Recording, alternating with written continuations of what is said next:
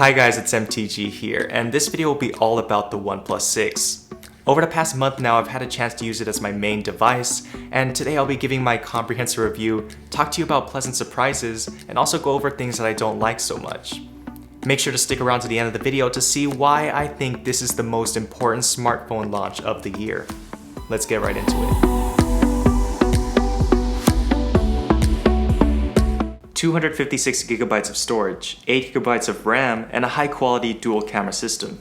This is all packaged into a device that has a near bezel-less 6.3-inch AMOLED display and is held together by an aluminum frame and Gorilla Glass 5. If we simply looked at the design and specs on paper, there are only a handful of flagships out right now that could match it spec for spec. I always like to emphasize that specs aren't everything when it comes to smartphones, but at first glance, the OnePlus 6 admittedly looks very impressive both on paper and in the hand. The construction of the phone feels very solid in the hand, and personally, I really like that matte look of the midnight black color variant. It also doesn't smudge nearly as much as a typical glass phone would. The fact that you're watching this review tells me that you already knew that the OnePlus 6 had very impressive specifications, but you wanted to know what it's like to own one. So that's what this rest of the video will be focusing on. From the moment I took the phone out of the box, this OnePlus 6 has been a tale of pleasant surprises. And the first pleasant surprise was its display. Because of the Pixel 2 XL and its OLED issues, I was still worried about the display quality even when I knew it was an AMOLED panel. But the OnePlus 6 does not disappoint at all. Everything that I could want to do on my phone looks great. Images look clear with good colors, and text look crisp and easy to read. Even if some people hate the notch with a passion, you can easily hide it in a very seamless way thanks to the AMOLED display. And when you maximize YouTube videos, it stops the maximizing right before the notch, which I really like. Durability is an aspect that I don't talk too much about on this channel, but here it's a really pleasant surprise. I don't know if it is because the OnePlus carbon fiber case I use on the OnePlus 6 is especially slippery, or if it is because I have just been more clumsy with my phone, but I've actually dropped the OnePlus 6 more than any other smartphone I've tested. For aesthetic purposes, I also elected to remove the included screen protector, which also made it more vulnerable. But gladly, every single time I dropped it, whether it be on wood or tile, face flat or on its corner, it has survived completely unharmed, even if it is a very minimal case. And knowing the types of drop tests that OnePlus puts through this phone, it is really paying off, because with the OnePlus 6, they have a surprisingly very durable phone. Having come from phones that I didn't think had terrible battery life in the S9 Plus, iPhone X, and Pixel 2 XL, the battery was also a pleasant surprise in the OnePlus 6. It lasts about as much as the OnePlus 5T, which given the larger screen is actually pretty impressive given that it has the same 3300 mAh battery capacity as its predecessor. I've never had issues with the OnePlus 6 lasting the day, even with heavy use. Also, on the nights where I forgot to charge it, it surprised me with its impressive standby time. I can go to bed with around 30% and wake up with about 27 to 28%. When I do have to charge it, it does suck sometimes that I don't get to place it down on a wireless charger. I'll get more into that later, but the included dash charger charges the phone so fast that I don't miss the convenience of wireless charging too much.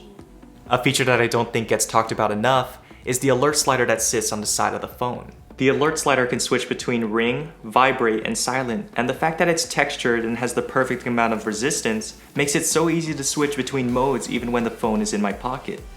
Especially recently, people have become less inclined to carry around dedicated cameras because of how high quality our smartphone cameras have become.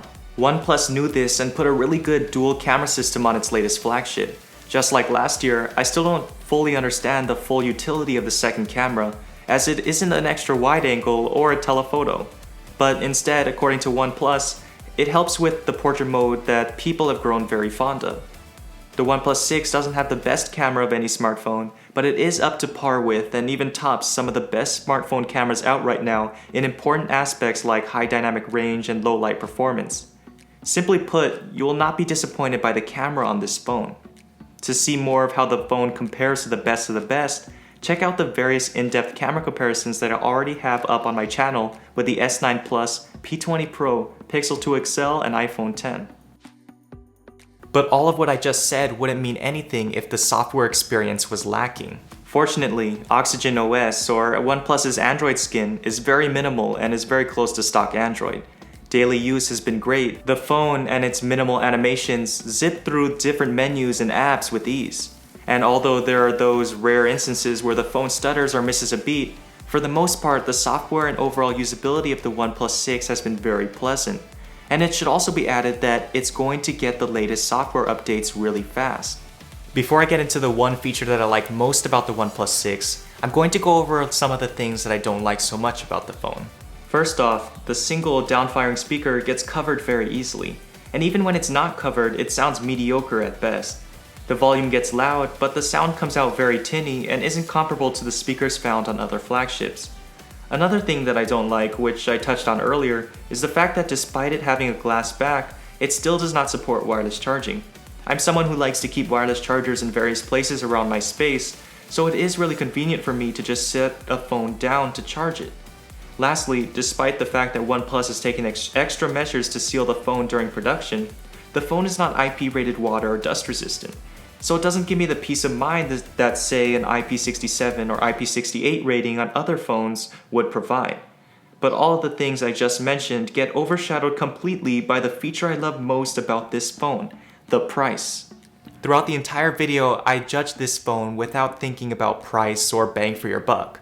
But if I completely ignored price, I would be ignoring the one thing that makes the OnePlus 6 the most important smartphone launch of this year. The top-notch specs, great display, and pleasant surprises that come with the OnePlus 6 all come in a package that starts at just $529, or about half the price of some of the flagships that it's competing with. If you couldn't tell already, the OnePlus 6 has really impressed me. It is one of the best designed phones out right now and has some really impressive specifications. It is the most important phone launch of the year because it shows consumers and manufacturers the type of phone that is possible for just around $500. OnePlus is no longer just the best budget phone manufacturer, they have begun to create smartphones that really do compete with the Samsungs and Apples of the world. I would highly recommend the OnePlus 6 to a lot of people. Let me know in the comment sections what you think about the OnePlus 6, and make sure you're subscribed and have the notification bell clicked to see the new P20 Pro camera comparisons I have planned. That's all I had to talk about today. Thanks for watching, and I'll see you in the next video.